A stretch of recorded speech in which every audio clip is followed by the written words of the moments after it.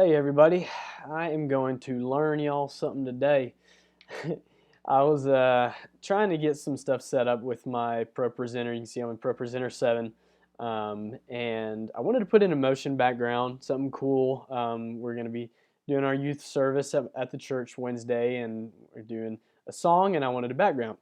So I went and I searched for my background. I went and found a website that had cool motion backgrounds. I downloaded it. And once it downloaded, I went over, grabbed my download, went up, threw it up in there. Pretend it didn't say that because I'm acting like I'm doing this for the first time. I threw it in there and clicked. I was like, yeah, it looks cool. This should work well. Had it selected, as you would with the background. Click the lyrics, and it's not functioning as a background. Actually, it's functioning as a video, an MP4. So I'm like, okay, I know there's some way that you can tell this to function as a background. Well, took me forever. Finally figured it out.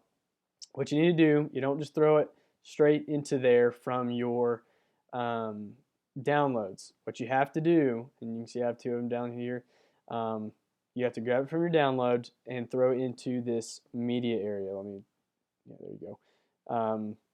It must be put into the media, and it didn't work. I'll throw that in there again.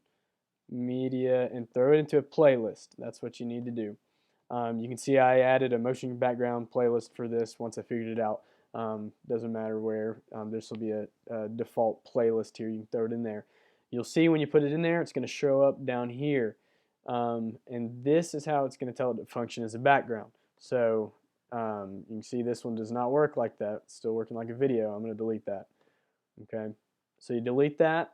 I want this one. I'm going to grab it. I'm going to drag it. You can do the same thing as with the dragging of the background, but it has to be down here this time.